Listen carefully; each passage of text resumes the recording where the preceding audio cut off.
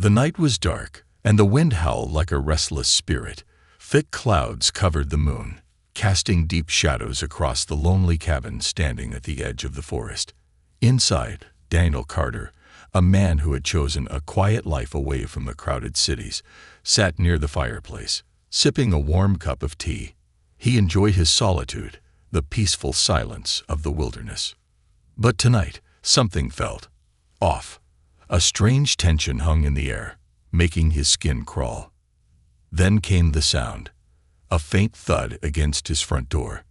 Daniel froze. He wasn't expecting visitors. No one ever came this far into the woods.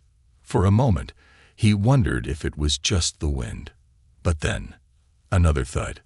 This time, softer, weaker, almost like someone was struggling to knock. His heartbeat quickened.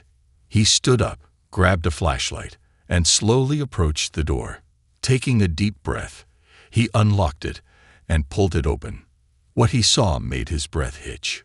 A woman, or at least something that resembled a woman, collapsed at his doorstep. Her skin was pale blue, almost translucent, glowing faintly under the porch light.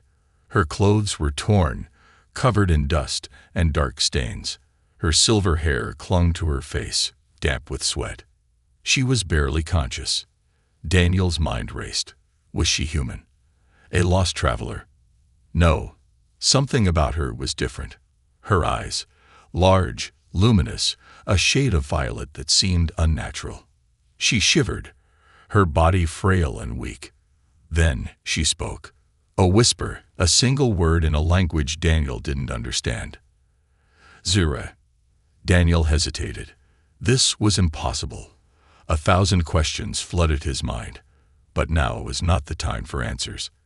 The woman, whatever she was, needed help. He knelt beside her, pressing 2 fingers to her neck. A pulse. Weak, but there. She was still alive. "Hey, can you hear me?"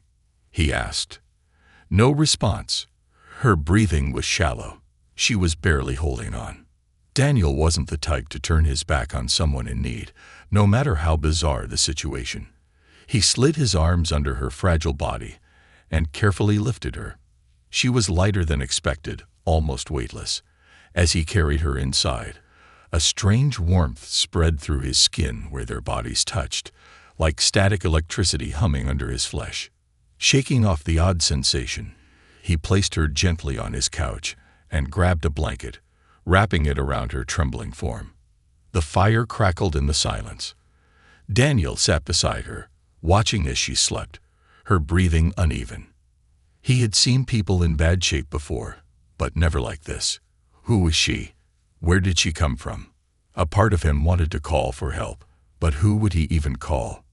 The police? A hospital? What would he even say? "Hey, I found a glowing woman at my doorstep. Can you help?" No, that wasn't an option. Instead, he leaned closer and studied her face. Even in exhaustion, there was an undeniable otherworldly beauty to her features. Sharp, delicate, yet strong. Then he noticed something. Her ears. Slightly pointed, barely noticeable. Not human. Definitely not human. Daniel exhaled sharply, running a hand through his hair. What had he just gotten himself into? Outside, the wind howled again, rattling the windows. But this time, it wasn't just the wind. A distant hum filled the air. Low, mechanical, unnatural. Daniel's gut twisted. He knew that sound. A ship, something, or someone, was looking for her. And if they found her here, they'd find him too. Daniel barely slept that night. He sat in the chair across from the couch, eyes fixed on the unconscious alien woman. His mind was a battlefield of questions, each one more unsettling than the last. Who was she? Why was she here? And most importantly, who was looking for her? The sound of that strange mechanical hum still echoed in his mind. It had faded into the night, disappearing beyond the trees, but Daniel couldn't shake the feeling that it would return. Whoever had left her in this condition wasn't done searching. The woman stirred. A soft murmur left her lips, and her body twitched beneath the blanket. Then, suddenly, her eyes snapped open. Daniel tensed. She gasped and shot up, her glowing violet eyes darting wildly around the room. Panic set in as she clutched the blanket tightly, pressing herself against the couch like a trapped animal. Hey, easy, Daniel said, raising his hands in a calming gesture. You're safe. She stared at him, chest rising and falling rapidly. Her gaze flickered around the cabin, as if trying to assess her surroundings. Then she spoke. The words were strange, fluid, nothing like any human language Daniel had ever heard, but the desperation in her voice was unmistakable. She didn't understand him. Daniel exhaled. Okay, this is going to be tricky. He pointed at himself. Daniel. Then he slowly pointed at her. You? Her glowing eyes softened slightly. She hesitated, then whispered, Zyra. Zira. The same word she had spoken before passing out. It was her name. Daniel nodded. Zyra. For a moment, there was silence. Then, Zyra touched her chest and murmured something. Another string of alien words, this time slower, more deliberate.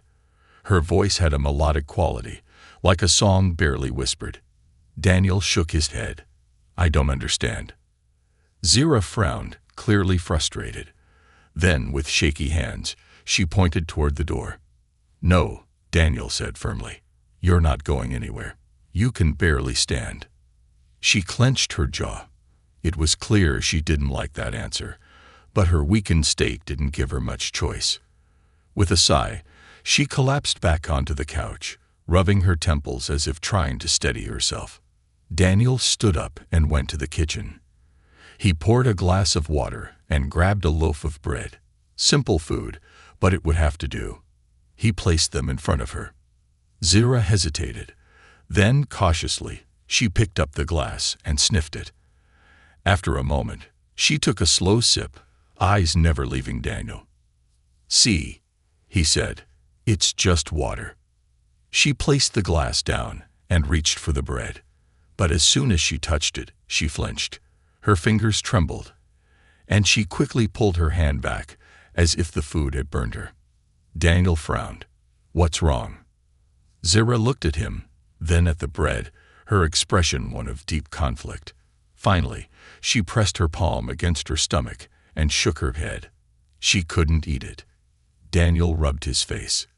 Great, so you don't eat normal food. That complicated things. Before he could think of another solution, Zyra's body tensed. Her ears twitched, and her gaze snapped toward the window. Daniel followed her stare. The forest outside was still dark, but something was out there. A shadow moved between the trees. A shape. Someone was watching. Zyra's breathing quickened. She gripped the blanket tighter and whispered something urgent. Daniel didn't need a translator to understand what she was saying. They found her. His pulse pounded in his ears. He had taken in a starving alien woman. Now, it seemed, he had also taken in her enemies. He reached for the hunting rifle he kept mounted above the fireplace. He had never used it on anything other than the occasional wild animal, but tonight he might not have a choice. The cabin was no longer just a shelter. It was a battleground waiting to ignite. Daniel's grip on the rifle tightened as he peered out the window. The darkness outside was vast, almost impenetrable, but he knew something, or someone, was out there. His instincts screamed at him to stay quiet, to stay hidden, but deep down, he knew that wouldn't help for long.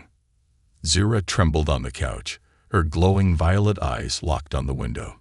Her breathing was shallow, her entire body stiff with fear. She knew them. She knew what was coming. Daniel turned to her. Who are they? He whispered. Zyra blinked, struggling to find the right words. Then she lifted her hand and pointed at the night sky. She tapped her temple once, then her wrist, making a circular motion before pressing both hands together in a sharp, tight grip. Daniel frowned. They control you. She nodded. Are they here to take you back? She hesitated, then shook her head. Her hands trembled as she mimicked something else. a slicing motion across her throat. Daniel's stomach turned. "They're here to kill you." Zira swallowed hard, nodding. Daniel cursed under his breath.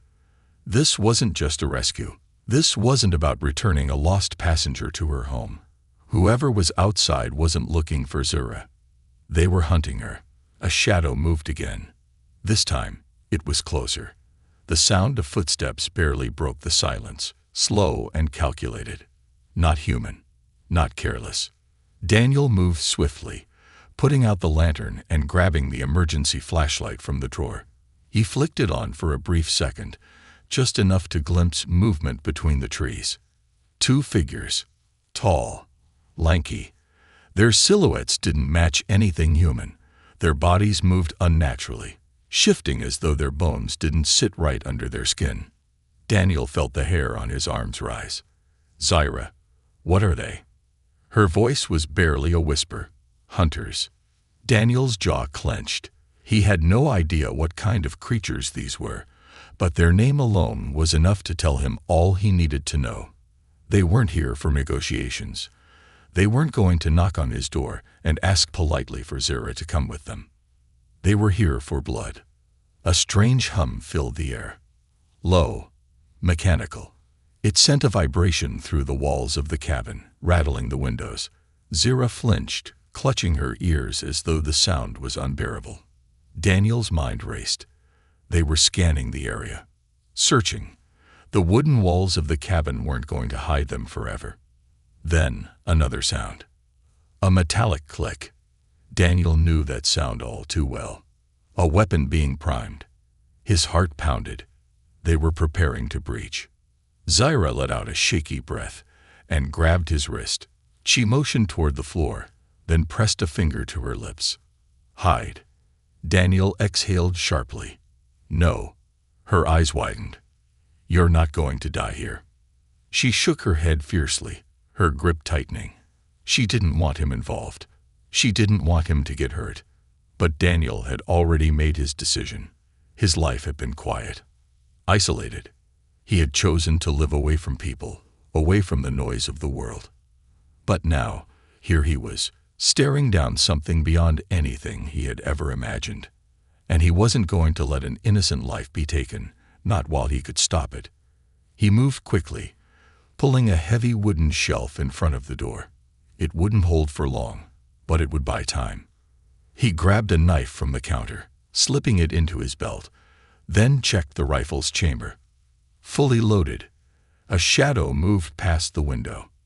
Then, bang. The door shook violently as something slammed against it. The entire cabin seemed to tremble under the force. Zira gasped, scrambling backward. Daniel took a deep breath, positioning himself. If they wanted to get inside, they would have to fight for it. Silence. Then, something unexpected. A voice. Low, distorted, crackling like static through a broken speaker. Human. Daniel's blood ran cold. The hunters could speak. "Hand her over." Daniel steadied his grip on the rifle. Not happening. A pause. Then you die with her. The next bang was even louder. The wooden planks splintered, the hinges groaning under the pressure. They were coming. Daniel glanced at Zira. She was breathing hard, panic flashing in her eyes. But beneath it, there was something else. A glow. Faint at first, then brighter.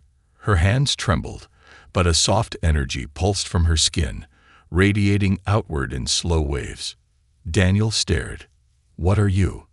Zira looked at him. Then, for the first time, she spoke in perfect English. "Close your eyes." The door exploded. A blinding light filled the cabin. Then, everything went silent. Daniel barely had time to shut his eyes before the cabin was swallowed in pure, searing white light. A pressure wave blasted outward, rattling the walls and sending a deafening silence through the air. For a split second, he felt weightless, like he was floating in a void where time didn't exist. Then, everything crashed back into reality. He gasped for breath, lungs burning as he staggered to his knees. The ringing in his ears was unbearable, a sharp, endless whine that seemed to cut through his skull. Dust and splinters filled the air. The remnants of his front door, now nothing but shattered wood across the floor. His vision blurred, adjusting to the dim light that replaced the overwhelming flash. The hunters were gone. No bodies, no blood, just gone. Zira stood in the center of the wreckage, her body trembling, eyes glowing brighter than ever. Wisps of blue energy crackled around her fingertips, fading like mist.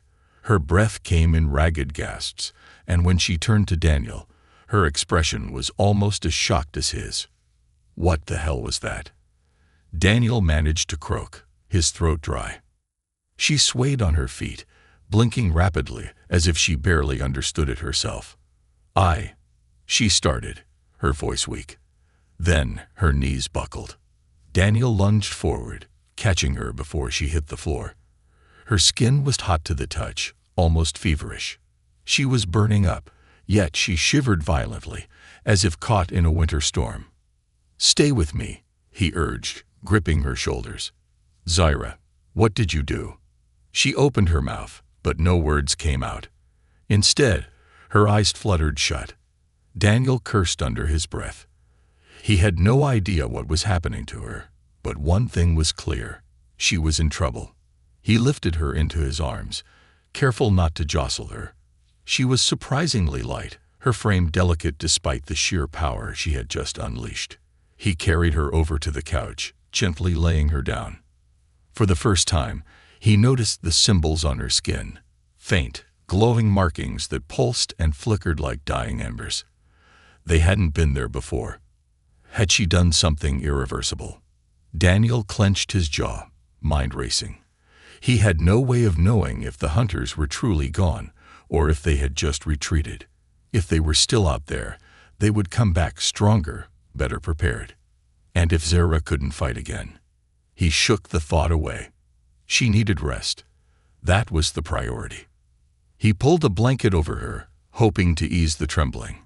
Then he moved to the wrecked doorway, rifle in hand, scanning the dark forest beyond. Nothing. No movement. No sound. Only an eerie, suffocating stillness.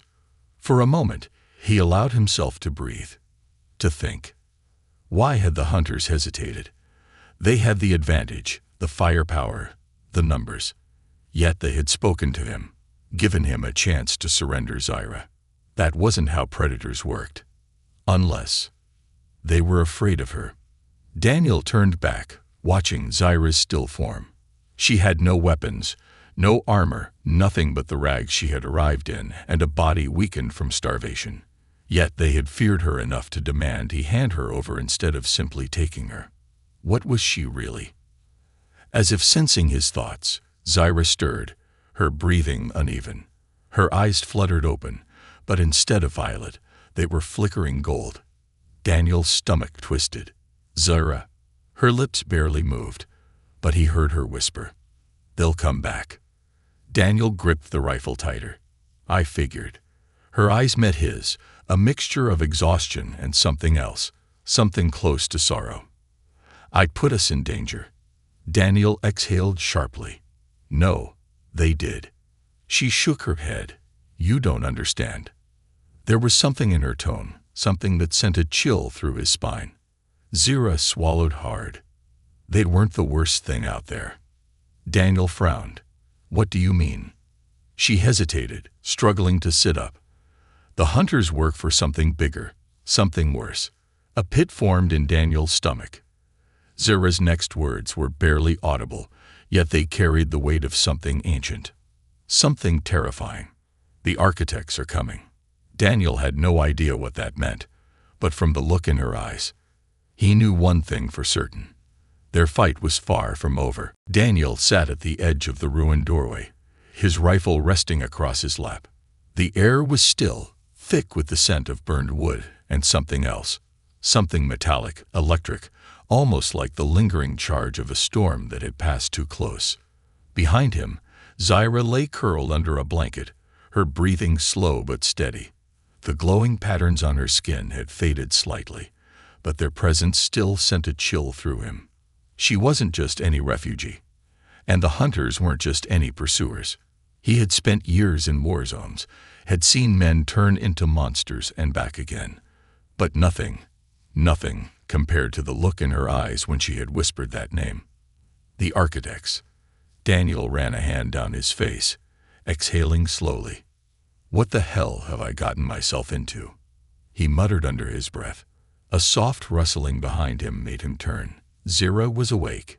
She pushed herself up weakly, her face pale, her body still trembling slightly from whatever had happened during the attack. "You should be resting," Daniel said, setting his rifle aside. Zira shook her head, her violet eyes searching his face. "We don't have time for that." Daniel's gut twisted. "You said something about the architects. Who are they?" She hesitated, as if the words themselves carried weight. "They create." Daniel frowned. "Create what?" Zira's fingers curled into the blanket. "Everything." Silence stretched between them. Daniel almost laughed. "Almost. You're saying they're what?" "Gods." She looked away. "Not gods, but close enough." Daniel leaned forward, elbows resting on his knees. "You're going to have to give me more than cryptic one-liners, Zira. What do they want? Why are they after you?" She took a slow breath, her shoulders tensing. "The architects don't build with stone, Daniel. They build with life. They shape it, mold it, turn it into whatever they need. Civilizations rise and fall at their command. Species are created, destroyed, altered, like clay beneath their hands." Daniel's throat tightened. "You're saying they make people?" Zira nodded. "And unmake them just as easily." Daniel tried to process that, but his brain refused. It was too big, too impossible. Zira continued, her voice lower now. "I wasn't supposed to leave." His gaze snapped to hers. "I was one of their projects," she admitted. "An experiment, a creation designed for a purpose I was never supposed to know." She exhaled shakily. "But I did, and I ran." Daniel felt a strange chill crawl down his spine. The way she said it, the way her voice wavered, made his skin crawl. "How did you escape?" She swallowed hard. "Because I wasn't alone." Something in her tone sent a shiver through him. Zira shifted, drawing the blanket closer. "We were a group. Dozens of us, all designed for something we couldn't understand. But we knew. We knew it was wrong. We knew we weren't meant to be tools." Daniel's grip tightened on his knee. "What happened to the others?" Zira's expression darkened. "They didn't make it." A heavy silence filled the room. Daniel clenched his jaw. He had seen loss before, had carried it in his own bones for years. But this was something else. "What were you designed for?" he asked finally. Zira hesitated, and then, softly, "To fight something worse." Daniel's heart pounded. "Worse than the architects." She nodded slowly. "They call them the Forsaken." Daniel had no words, no questions, no way to comprehend the sheer enormity of what she was saying. But the look in her eyes told him one thing. He had just stepped into a war far bigger than himself. The night stretched endlessly as Daniel sat in the dimly lit room, his mind racing through the revelations Zira had given him. The architects, the Forsaken. The idea that an entire war was being fought beyond human comprehension, one that he had unknowingly stepped into, felt too enormous to grasp. Zira sat across from him, her violet eyes glimmering faintly in the darkness. She was tired. He could see it in the way her shoulders slumped, in the way her fingers trembled slightly as she held the cup of water he had given her. Yet, beneath the exhaustion, there was something else, a quiet, burning resolve. Daniel had seen that look before, in soldiers who had nothing left to lose. "They'll find us again, won't they?" he asked, breaking the silence. Zira exhaled slowly. "Yes." His jaw clenched. He had known the answer before he asked, but hearing it still made his stomach tighten. "Then we have to move." She shook her head. "Running won't save us." Daniel frowned. Then what will? Zira hesitated, as if the words themselves were dangerous. Finally, she whispered, "We have to fight." Daniel scoffed, running a hand through his hair. Against what?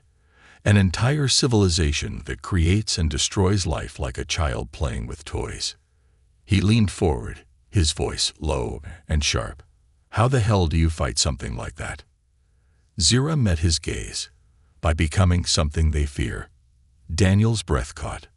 There was something in her voice, something deeper, older, a weight that shouldn't have belonged to someone who looked so young. "You're talking like you've done this before," he said cautiously. She nodded. Daniel narrowed his eyes. "What aren't you telling me?" Zira set her cup down, her fingers tightening around the fabric of her worn clothing. "I told you I wasn't the only one who escaped." Daniel nodded. Zira's throat bobbed as she swallowed hard. "But I was the only one who survived." The air in the room felt heavier. "They caught the others," she continued, her voice barely above a whisper. "And when the architects reclaim what belongs to them, they don't just take you back." She looked down, her hands curling into fists. "They remake you." Daniel's blood turned cold. She lifted her gaze to meet his. "I've seen it happen. I've seen them break minds, erase memories, twist bodies into something unrecognizable. My friends, the ones I escaped with, they're not dead." Daniel felt something dark settle in his chest. "Then what are they?" Zira's expression was haunted. "There's something else now." The silence stretched between them, thick and suffocating. Daniel forced himself to breathe. He had seen horror before. War had shown him the worst parts of humanity. But this was beyond anything he had ever imagined. "And you think we can fight them?" he asked finally. Zira hesitated. Then softly, "We have to." Daniel ran a hand down his face. He had spent so long surviving, so long keeping his head down and avoiding battles that weren't his to fight. But this had already found him. And if Zira was right, there was no running from it. He exhaled sharply. "All right," he said. "Tell me what we need to do." Zira's lips parted slightly, surprise flickering across her face. Then, slowly, she nodded. "The first thing," she said, "we need to find the last weapon the architects fear." Daniel's brow furrowed. "Which is?" Zira's expression hardened. "One of their own." The wind howled through the broken remains of the old industrial complex as Daniel followed Zira through the maze of twisted metal and collapsed walls. The air smelled of rust and decay, but there was something else beneath it, a strange hum, barely noticeable, vibrating through his bones. Zira moved with purpose, her glowing markings flickering faintly under the moonlight. She had barely spoken since they had left the safe house, and Daniel knew better than to press her. Whatever they were searching for, it was something she wasn't ready to explain. "Are you sure this is the place?" he asked, scanning their surroundings. Zira stopped near what looked like a collapsed tunnel, her violet eyes narrowing. "It has to be." Daniel sighed, gripping his rifle tighter. "You're not exactly filling me with confidence." She glanced at him. "I don't have to. Just be ready." Daniel rolled his eyes but stayed quiet. He had seen enough of Zira's instincts to know that she wasn't just guessing. She knelt down, brushing her fingers against the ground. The strange hum grew louder, resonating through Daniel's body like an invisible pulse. Then, without warning, the earth beneath them trembled. Daniel took a step back, raising his weapon. What the hell? The tunnel ahead of them shifted, and a deep metallic groan echoed through the ruins. Slowly, impossibly, the rubble moved, rearranging itself as if some unseen force was guiding it. Daniel's breath caught. "Okay, that's not normal." Zira didn't answer. She was staring into the dark, her body tense. Then, out of the shifting debris, a figure emerged. At first, Daniel thought it was another pile of scrap metal, but as the dust settled, he realized it was something else entirely, something humanoid. Its body was covered in sleek, black armor-like plating, glowing with the same eerie energy that pulsed through Zyra's markings. Daniel's grip tightened on his weapon. Friend or enemy? Zyra didn't answer immediately. She stepped forward, her voice steady but cautious. "You were the last one," she said. "The only one they didn't reclaim." The figure tilted its head slightly, as if considering her words. Then, in a voice that was both human and mechanical, it spoke. "I was not meant to survive." Daniel tensed. The voice was deep, layered, as if multiple tones overlapped at once. There was something unsettling about it. Zyra took another step closer. "But you did." The figure remained motionless. Then, slowly, it turned its glowing eyes toward Daniel. "And who is he?" Zyra hesitated. "Someone willing to fight." The figure let out a sound that could have been a laugh, though it was distorted, unnatural. "Then he does not yet understand what he is up against." Daniel exhaled sharply. "Yeah, well, I'm learning fast." The figure studied him for a moment longer before shifting its gaze back to Zyra. "They will be coming," it said. Zyra nodded. "I know." "Then we don't have much time." Daniel frowned. "Time for what?" The figure's eyes glowed brighter. "To teach you how to win a war against gods."